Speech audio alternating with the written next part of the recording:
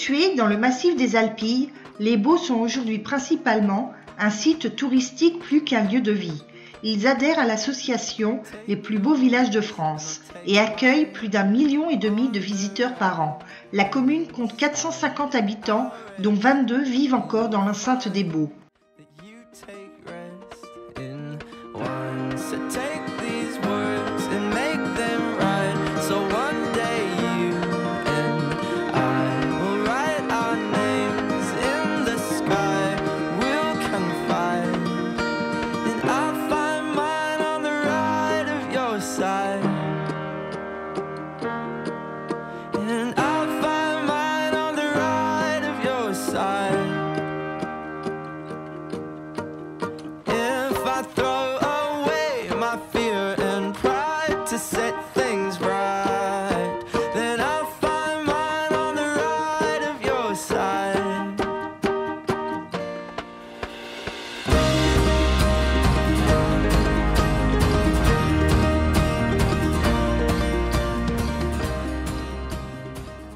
L'hôtel de Manville est le plus bel hôtel particulier Renaissance du village des Baux-de-Provence.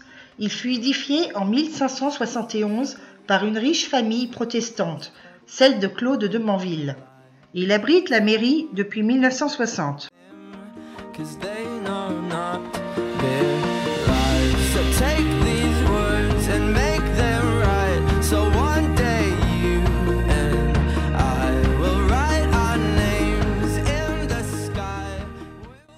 Située en face de la mairie, la fenêtre est l'unique vestige d'une demeure qui servit sans doute de temple protestant.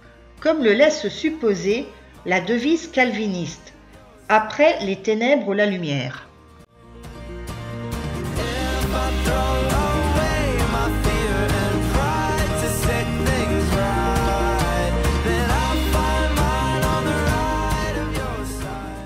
Nous continuons notre montée vers la forteresse. Le village est situé sur un éperon rocheux, début d'un plateau, premier contrefort de la chaîne des Alpilles, qui surplombe de 200 mètres la campagne des environs.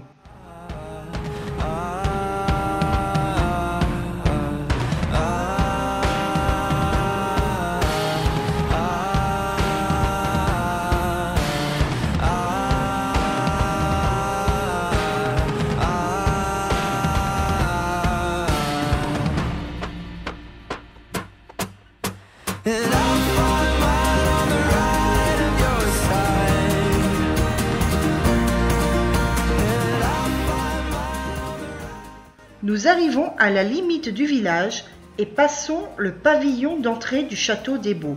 Devant nous se dresse la chapelle Saint-Blaise des Baux-de-Provence. Cette chapelle romane date du XIIe siècle. Elle fut élevée par les corporations des tisserands et des cardeurs de laine en l'honneur de leur patron et devint le siège de leur confrérie au XVIIe siècle.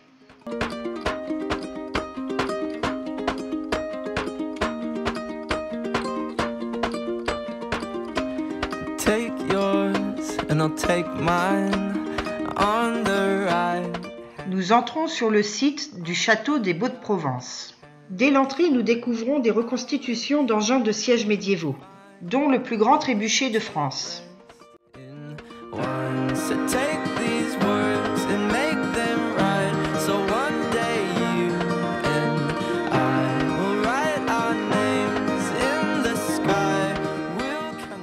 Le site du château offre un superbe panorama typiquement provençal. Les Olivrets, la Garrigue, les Alpilles, les villages alentours, Mossane-les-Alpiques et le Paradou. Par temps clair, la vue s'étend jusqu'à la mer Méditerranée.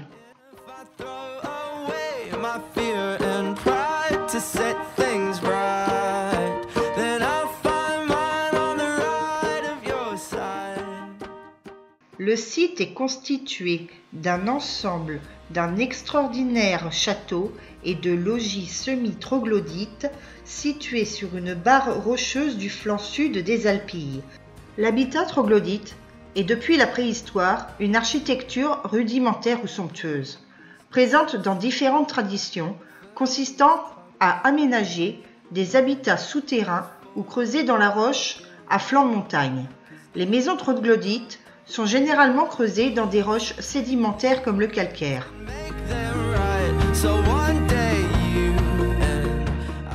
Le château est mentionné dès 975. Il est l'un des plus anciens établissements féodaux d'Europe.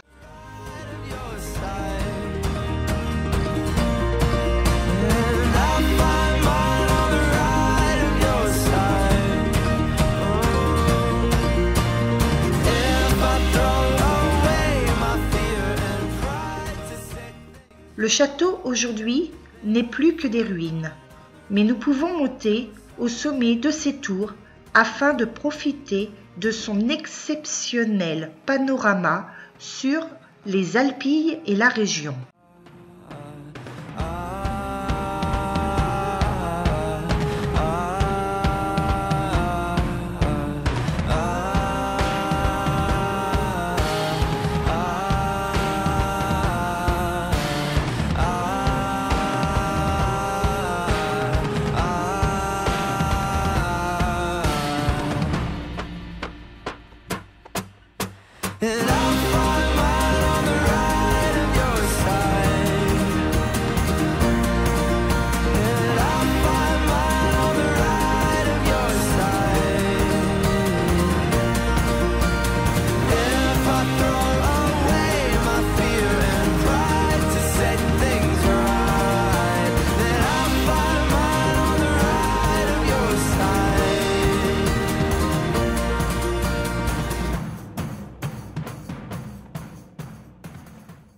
L'état de ruine du château n'est pas une œuvre naturelle, mais bien une œuvre humaine et militaire.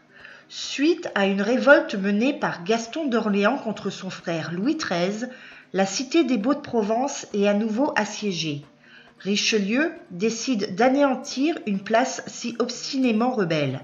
Il appelle à la cour le baron des Baux, Antoine de Villeneuve, favori de Gaston d'Orléans, et pendant son absence, il donne ordre d'assiéger la ville. Malgré une défense héroïque de 27 jours, les portes finissent par s'ouvrir et les remparts sont abattus. À la poudre et à la pioche, les hauts murs sont démantelés. L'orgueilleuse citadelle des Baux-de-Provence se rend définitivement au pouvoir royal. Érigé en marquisat, le fief des Baux-de-Provence est donné au prince Grimaldi pour les remercier d'avoir chassé les Espagnols de Monaco. La France ne rachète la province qu'en 1791.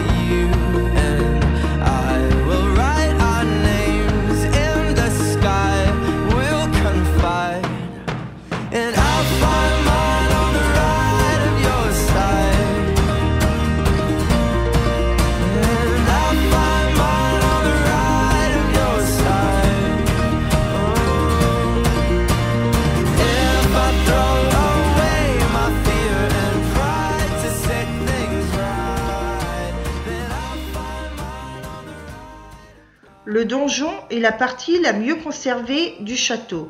Situé au nord-est du plateau sur son point culminant à 241 mètres d'altitude, il mesure environ 35 mètres de long et 12 mètres de large.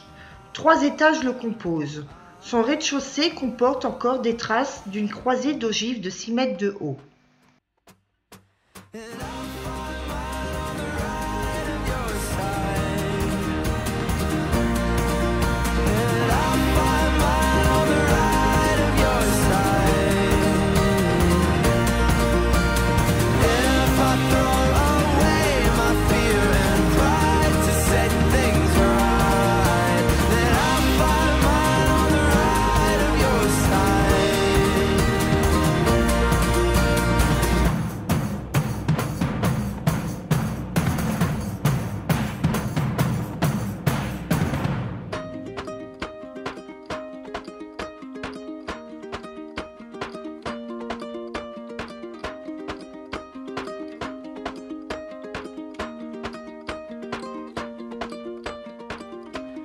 take yours and I'll take mine on the right hand.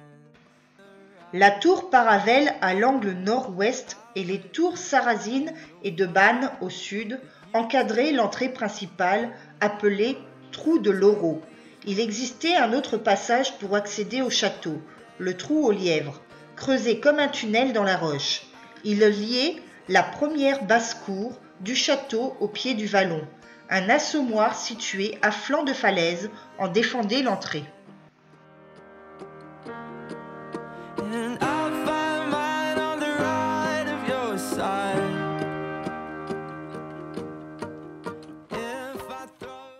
Les Alpilles sont un des musts incontournables de la Provence.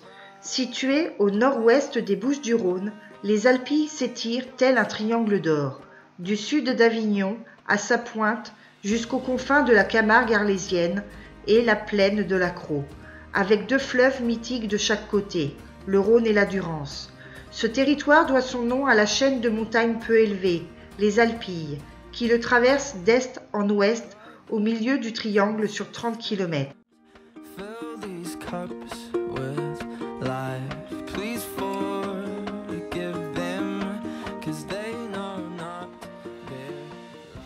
Depuis le début des années 1990, un vaste programme de sauvegarde et de mise en valeur a démarré sur le site. Des remblais et gravats sortent des pressoirs, des cuves, des silos, des citernes.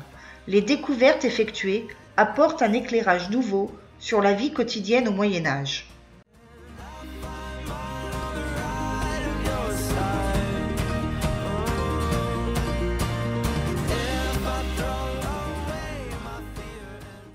Situé au pied de la tour Paravel, le haut bâtiment du pigeonnier est contemporain du donjon.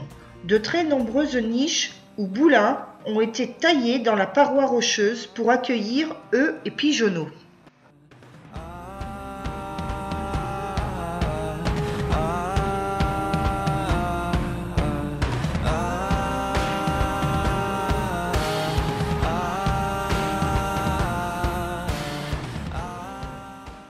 Nous terminons notre visite par les vestiges du village troglodyte des Baumes de Rouca, qui servit de lieu d'habitation et de stockage jusqu'au XIXe siècle.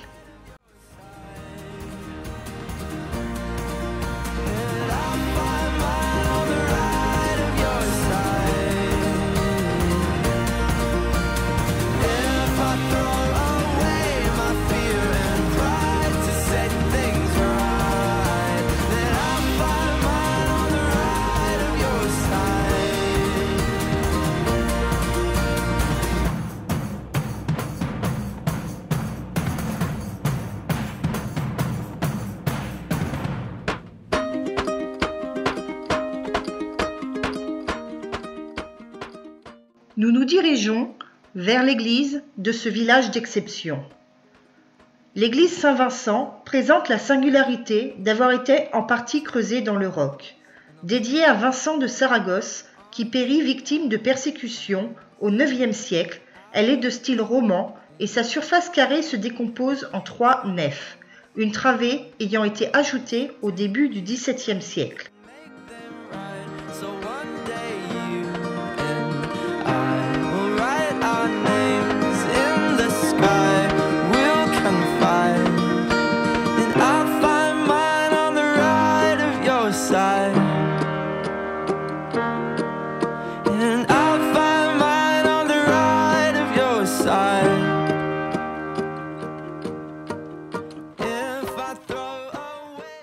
Située sur la place de l'église en bordure de la falaise dominant le vallon de la Fontaine, la chapelle fut construite au milieu du XVIIe siècle par la confrérie des pénitents blancs. Elle est relevée de ses ruines en 1937. L'intérieur de la chapelle est décoré d'une fresque d'Yves Bréhier qui date de 1974. Elle représente le Noël des bergers dans la tradition provençale.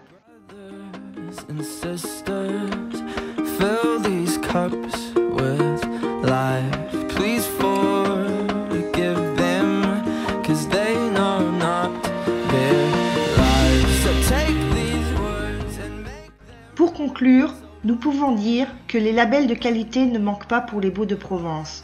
Tous les charmes des villages provençaux sont concentrés dans les Baux de Provence. Ruelles de caractère, petites places pleines de charme, terrasses ombragées, fontaines, boutiques d'artisanat mais aussi soleil et bonne humeur. Bref, un lieu incontournable si vous visitez la Provence.